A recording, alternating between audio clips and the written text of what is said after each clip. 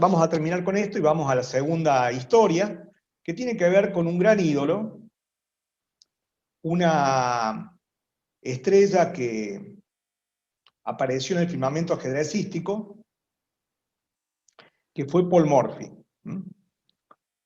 Vamos a mostrar una parte del video de Morphy, tiene 6 partes.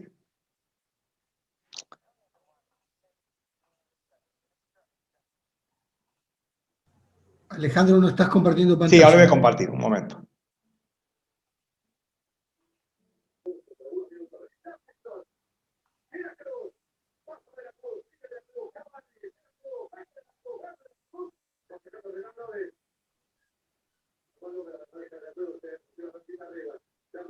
A ver si vemos alguna imagen de Morphy.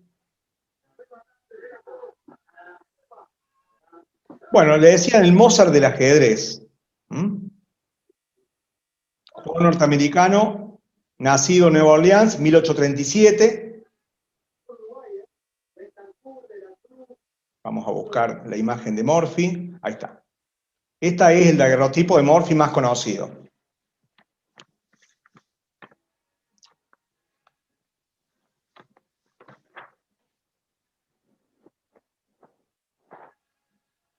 Bueno, después vamos a mostrar una partida de Morphy. ¿Quién fue Pablo Morphy? Fue el más grande ajedrecista del siglo XIX, un jugador adelantado a su época. Morphy venció con gran superioridad 8-3 a Andersen, al famoso Adolfo Andersen, y no solamente lo venció, sino que destruyó la escuela romántica.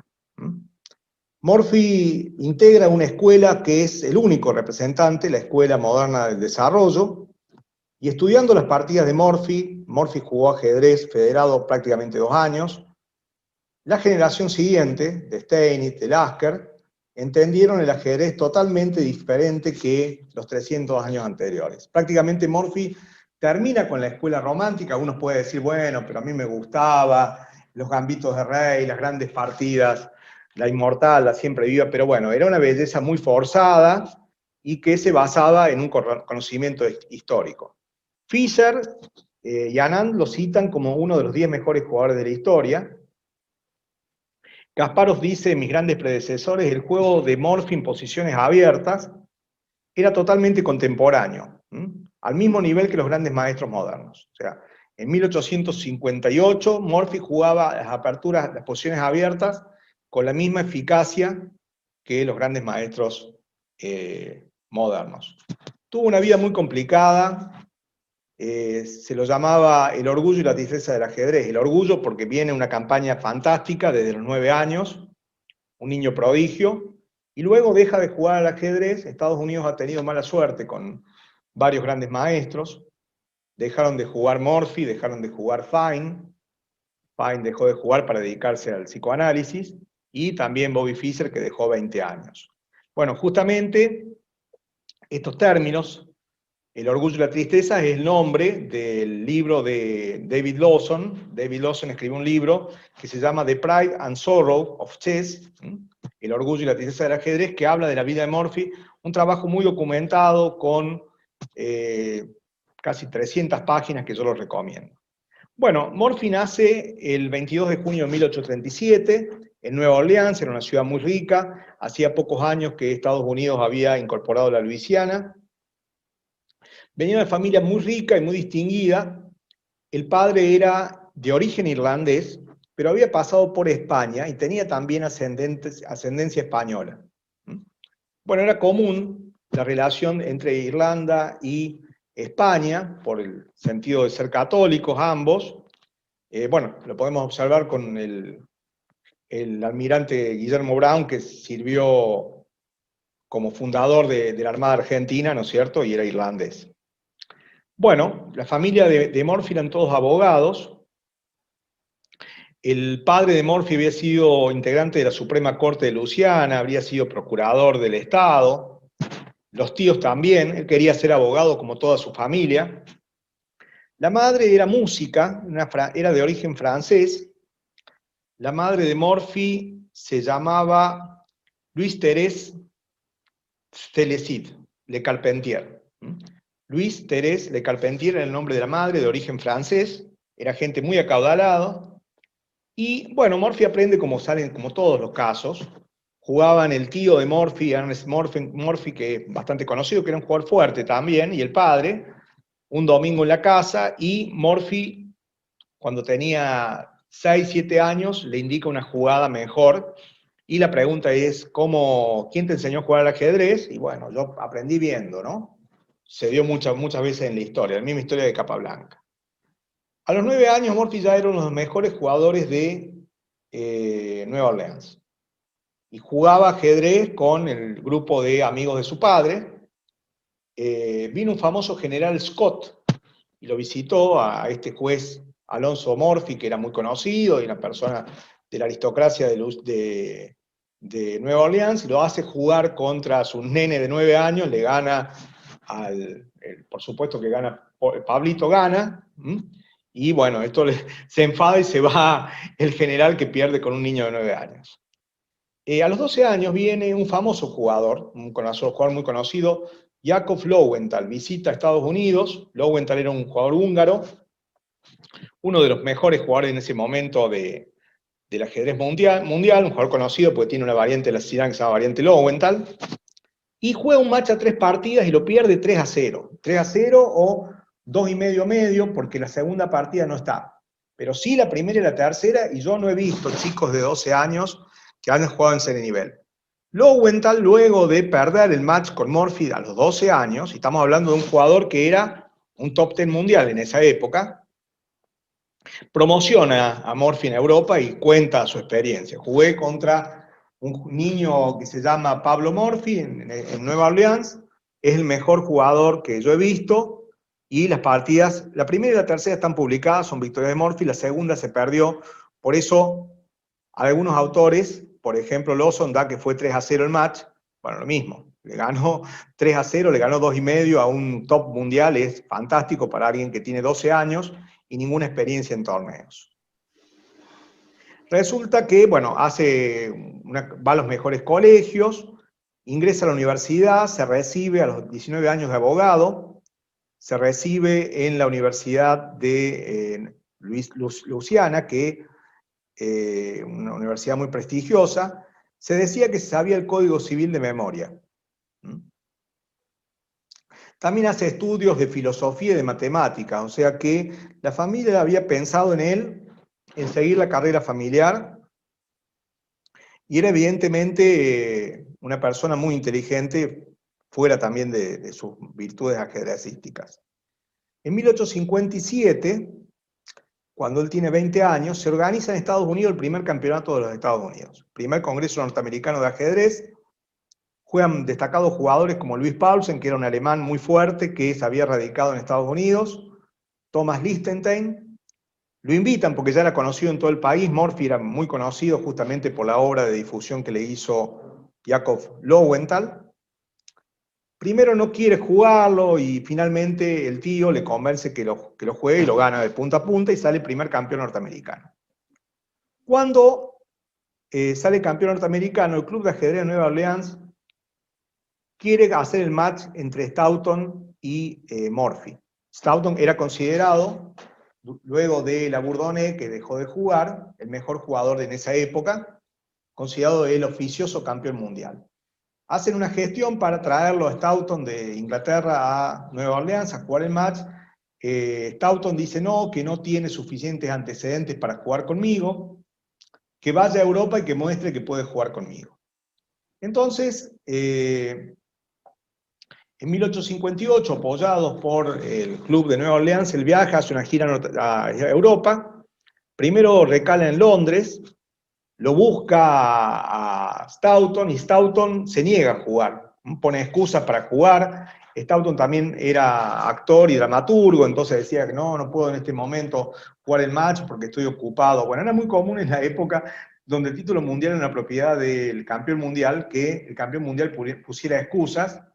Y así tenemos a Lasker, que entre el 14 y el 21, no, mejor dicho, desde el 11 hasta el 21, durante 10 años, estuvo dando vueltas para no jugar con Capablanca. Jugó con Capablanca ya en el 21, cuando ya Capablanca era un jugador mayor, Capablanca tenía 33 años, Y Lasker ya, de hecho el match lo jugó en muy malas condiciones físicas, Lasker. Bueno, entonces se niega a jugar, pero le hace una trampa. Vamos a hacer un match en consulta donde va a jugar Stoughton y Owen contra Murphy Boden, o sea, juegan con un jugador inglés de segundo nivel. Bueno, ganan las dos partidas Murphy, digo Murphy porque con una partida en consulta el que juega es el que mejor juega. Se da cuenta Stoughton que no tiene posibilidades, entonces no hay match, ¿no? No hay match. Y esto, bueno, lo frustra mucho a Murphy que no puede jugar con Stoughton. Sin duda que Stoughton hace ese match en pareja justamente para tratar de ver el nivel de Murphy y no tener que arriesgar su score. No va al score individual porque va por pareja. Bueno, después de estar 3 meses en Londres tratando de negociar con Stoughton el título mundial, viaja a París y ahí juega en el Café de la Regence contra los mejores jugadores y los supera notablemente. Para Larsen, Philidor y Murphy eran los jugadores que más superaban a sus contemporáneos. O sea, es muy difícil decir quién fue el mejor jugador de la historia. Pero evidentemente, cuando uno ve las partidas de Murphy o ve las partidas de Philidor, es tan grande la superioridad de sus contemporáneos que en un momento Murphy jugaba contra 5 jugadores de primer nivel en simultáneas. Es como si Carlsen se pusiera a hacer simultáneas ahora contra Cariakin, Caruana, ese tipo de jugadores. Y otra que hacía en Estados Unidos, no jugaba con la misma cantidad de pies, sino que daba ventaja de peón y salida. O sea, cuando volvió a Estados Unidos jugaba contra los mejores jugadores norteamericanos dando peón y salida. Bueno, tiene éxitos impresionantes, vence primero a Daniel Harwitz, y luego se plantea a fines del año 1858 el match con Adolfo Andersen, considerado el mejor jugador de esa época. Bueno, fue el vencedor del torneo de 1851, del torneo de Londres, el famoso creador de La Inmortal y La Siempre Viva. Ese match tiene lugar en el mes de diciembre de 1858 y lo vence Murphy con mucha calidad, 7-2 y 2 tablas, ¿no? Andersen, bueno, incluso contrariamente a lo que dice Tarras, que nunca le había ganado un jugador sano, Murphy juega ese match con ventajas físicas, porque él había tenido gripe y en ese momento el tratamiento de la gripe era con sanguijuelas. Entonces había tenido una anemia, estaba muy flaco, pese a ello jugó el match en esas condiciones y lo venció con gran superioridad. No tanto en el resultado, metió 5 victorias consecutivas. Ganó la primera Andersen, después hay un par de tablas y después Murphy ya demuestra que no tiene, el rival no entiende absolutamente nada.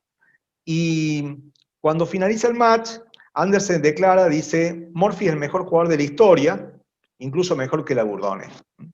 O sea, su rival lo reconoce como el mejor jugador de la historia. Está tan tildado en un momento Andersen en el match que juega 1-3, porque no puede jugar las aperturas. Y está claro que Murphy entiende algunos principios de la dinámica, la iniciativa, el desarrollo, y es muy común que gana partidas sin que el rival pueda terminar el desarrollo. Bueno, a los 21 años, Murphy es considerado el mejor jugador del mundo, es reconocido como una figura mundial, visita de vuelta a Inglaterra y la reina Victoria lo recibe en una audiencia privada. No era fácil que una reina, y para colmo la reina Victoria, que reciba a un deportista. Murphy es el primer ídolo deportivo de los Estados Unidos. Algo muy, muy interesante. Lo quieren llevar a Rusia. Mandan a un príncipe, llamado el príncipe Galitzin, que se viaja de San Petersburgo a París para convencerlo a Murphy que fuera a Rusia, donde siempre hubo una gran afición ajedrecística. Bueno, no viaja, pero para mostrar cómo era reconocido como una gran figura, ¿no es cierto?, a nivel mundial. Después de toda esta gira, donde es considerado el verdadero campeón mundial,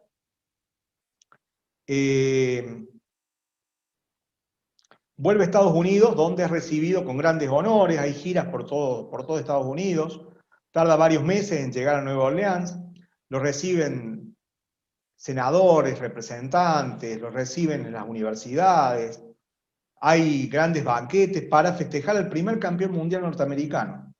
Indiscutiblemente el mejor jugador de ajedrez en ese momento, nadie puede discutir que Murphy, aunque no existía el título oficialmente, era el campeón mundial. Y bueno, es reconocido, ¿no es cierto?, como el mejor jugador y recibe una serie de agasajos por todo Estados Unidos. Pero ¿qué sucede? Resulta que Morphy quiere dedicarse a la abogacía. Quiere dedicarse a la abogacía, entonces él dice, curiosamente a los 21 años dice, dejo el ajedrez.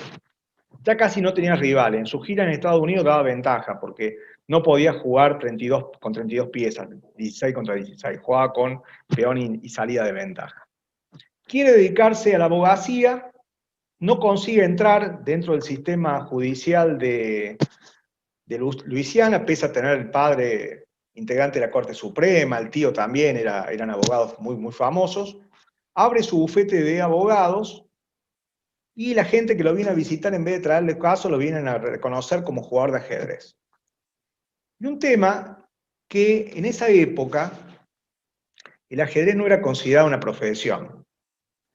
Y por la experiencia europea, era un camino para que personas de bajos recursos pudieran ascender socialmente. De hecho, era común en Europa, lo vemos en el caso de Steins, de Lasker, de Gunsberg, que muchos jugadores que eran de clase baja, muchos de ellos judíos de clase baja, que habían salido de una aldea, ¿no es cierto? Llegaban a las grandes ciudades, como Berlín, París, a jugar ajedrez en los cafés por apuestas. Entonces era un medio de vida para personas que no tenían acceso a la educación que recibió Morphy, al nivel social de Morphy.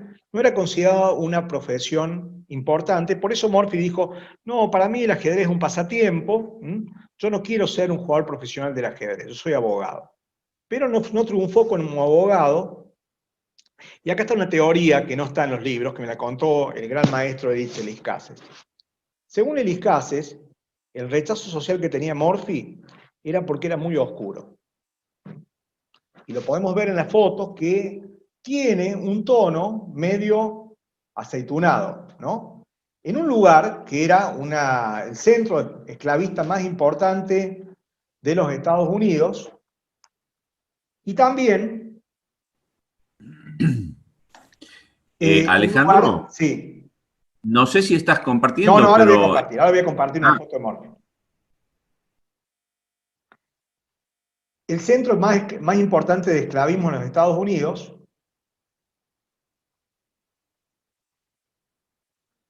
Bueno, esa teoría se la comentó Eliscases, una historiadora que se recibió de licenciada en Historia con la tesis de Morphy, y le presentó al gran maestro Eliscases el libro, y que decía que, bueno, había una discriminación racial porque se lo consideraba medio hijo ilegítimo. Así que esa es una teoría que existe de que por qué no pudo triunfar como abogado siendo una persona brillante, y bueno, él a partir de ahí se deprime, empieza a tener enfermedades mentales. El caso de Morphy está muy documentado, pero bueno, yo para hablar de las obsesiones de Morphy, las manías de Morphy, bueno, ya en su etapa final Morphy muere a los 47 años ahogado en una bañera, o mejor dicho, en un ataque cardíaco. Ponía zapatos femeninos en círculo en su dormitorio. Ya llega en un momento donde se excluye, no sale de su casa. Pero prefiero que esto lo vamos a tratar quizás con algún psiquiatra o algún psicólogo que pueda leer críticamente las obras de Ernest Jones, que es un famoso psicoanalista norteamericano, y de Ruben Fine, que está en el libro La psicología del jugador de ajedrez, que hablan de las obsesiones, las manías de enfermedad mental que tenía Morphy, que lo llevó a estar recluido la mitad de su vida, ¿no? Bueno, después de esto, ¿qué pasa? Él queda frustrado porque no puede dedicarse a la abogacía. Ahí hay, bueno, está esta teoría que hay una especie de segregación racial en un lugar que era justamente un centro de esclavos. En 1861 viene la Guerra de Secesión. Morphy tiene 24 años. Su hermano pelea para las tropas confederadas, y la madre y la hermana se vuelven a París. Eran franceses, se vuelven a París, y hay algunos que dicen que cumplió funciones dentro del ejército del sur, pero no funciones militares, sino administrativas, y otros dicen que no estaba en condiciones de integrar un ejército. Estuvo en La Habana en el año 1862, vuelve en 1864 en medio de la guerra civil norteamericana, la guerra de secesión, viaja de vuelta a París, pero no juega al ajedrez. Hay todo un intento durante un montón de años, él muere en 1884, de que vuelva al ajedrez. Él nunca acepta volver al ajedrez. Sus últimas partidas fueron las que jugó en oficiales contra Andersen, y resulta que justamente era tan famoso que mandan los zares a un emisario para que concertar un match entre Morphy y el famoso Alexander Petrov, que era considerado un gran jugador de ajedrez en Rusia. No se fruta ese match. Bueno, cuando termina la guerra vuelve a Nueva Orleans y ahí aumentan sus obsesiones, sus manías persecutorias, no sale de su casa, bueno, está muy documentado, y bueno, pero como me enseñó mi abuelo, no hay que hablar de los temas que uno no maneja, ¿no? Así que en una próxima reunión, dándole incluso todo el material que hay muchísimos estudios de Ernest Jones, también de Fine, que conocieron a varios contemporáneos de Morphy, sería interesante hablar del tema de las obsesiones y manías de la enfermedad mental de Pablo Morphy. Bueno, resulta que él muere joven, a los 47 años, el 10 de julio de 1884, nunca se acercó de vuelta al ajedrez, después de haber decidido a los 21 años dejar el ajedrez. Fue el mayor genio del ajedrez, posiblemente de la historia, el Mozart del ajedrez, jugador que superó notablemente a sus contemporáneos. Bueno, se murió posiblemente por un ataque cardíaco porque se puso demasiado rápido en una bañera con la gran temperatura ambiente, ¿no? La diferencia de temperatura lo hizo morir. A los 47 años murió Pablo Morphy, el más grande genio del siglo XIX, capaz de ganar partidas. La partida más famosa de Morphy no es una partida oficial, es una partida amistosa, que la vamos a pasar no muy profundamente porque no tenemos mucho tiempo. Bueno, acá tengo, yo después le voy a compartir en YouTube, voy a subir este video y voy a compartir las partidas. Bueno, acá tenemos, por ejemplo, la partida que Morphy le jugó a Lowenthal cuando tenía 12 años, el famoso match que le gana a un jugador de primer nivel. Pero la partida más famosa de Morphy es la partida que juega con el conde de Brunswick y el duque Isuard. Él va a ver la ópera El Barbero de Sevilla, en París, 2 de noviembre del año 1858.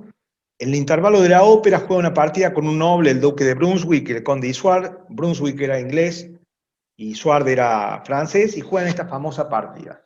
Blancas Morphy, E4, E5, caballo F3, D6.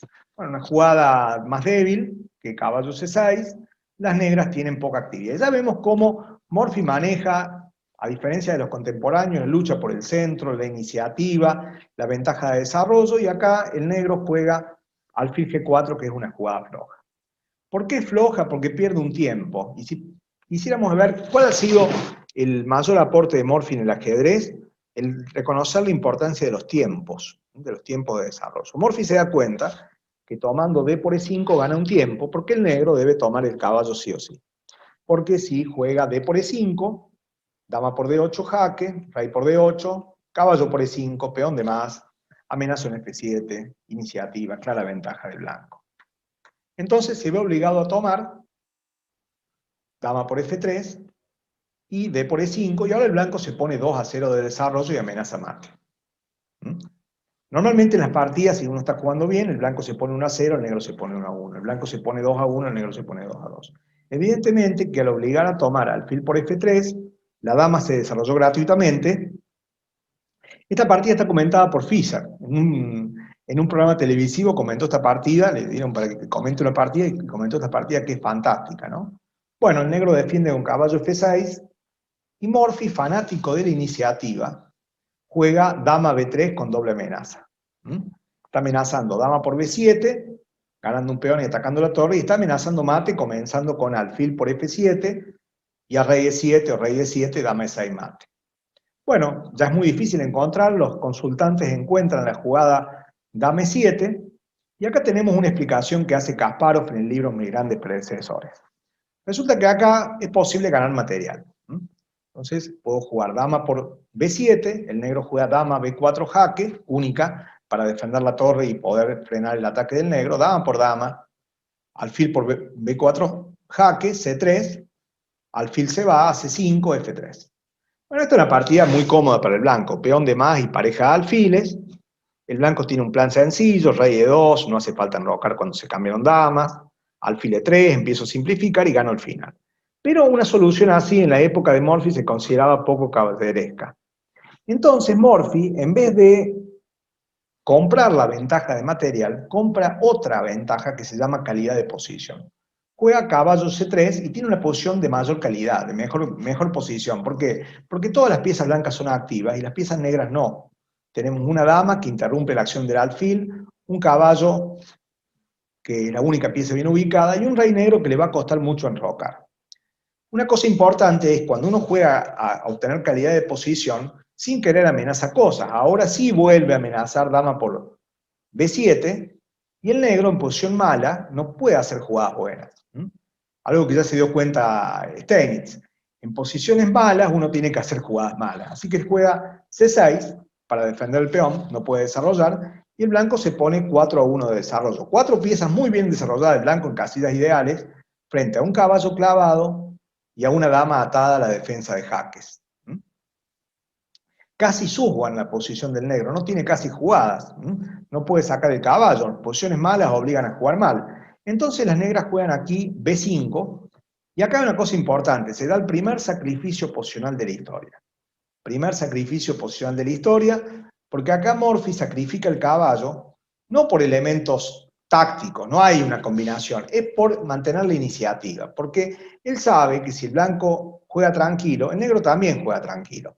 Si el blanco juega tranquilo, el negro también juega tranquilo. Si el blanco juega tranquilo, el negro también juega tranquilo. Y la ventaja de desarrollo, que es una ventaja temporaria, desaparece.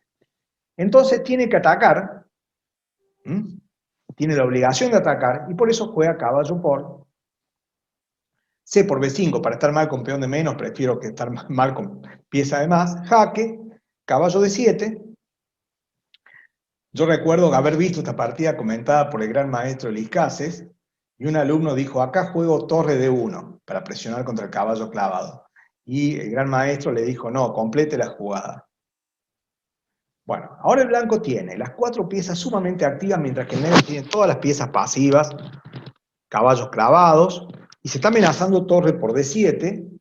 Tras torre por D7 se pierde la dama. Donde se vaya la dama, habría un jaque al descubierto que gana la dama, así que la única es torre de 8, y queda en una posición totalmente apelotonada, que no tiene ninguna movilidad, y acá un jugador normal jugaría torre de 2 o torre de 3, se doblaría y atacaría muchas veces el punto de 7, sabiendo que cuando el blanco ataque el caballo de D7, con alfil, caballo y las 2 torres, 4 piezas, el caballo y el alfil no lo contamos porque podemos eliminar siempre, el negro no va a poder defender acá con 4 piezas, porque el alfil de F8 no va a defender y la torre de A8 tampoco. Pero Morphy era un genio, sacrifica, pero no sacrifica, porque sacrifica, la única jugada que hay es torre por torre, y el blanco puede recuperar la calidad cuando quiera. Entonces, como podemos recuperar la calidad como diría Fischer, todas las piezas en buenas casillas, ¿no? Fantástica jugada que también demuestra el estilo de Fischer, un estilo sumamente dinámico. El negro casi no tiene jugada, está perdido. Juega dama 6, trata de desclavarse, jaque, caballo por, y el brillante remate con sacrificio de dama, el triunfo de la idea frente al material, las 2 únicas piezas que acompañan al rey blanco dan mate, mientras que las negras tienen un ejército superior, pero con 2 piezas totalmente nulas. El alfil de F8, la torre de A8, brillante demostración de una de las partidas más famosas de la historia, que lleva el nombre de joya, y que refleja perfectamente el estilo de Morphy. Un estilo muy agresivo, de control del centro, de actividad de piezas, de no perder tiempo. Bueno, estudiaron a Morphy los jugadores posteriores, y el ajedrez con Morphy avanzó como 100 años. Ya se dejó de jugar gambito de rey, cambió totalmente el repertorio de aperturas, cambió toda la valoración de las formas de atacar gracias a este verdadero genio del ajedrez que lamentablemente jugó ajedrez durante apenas 2 años.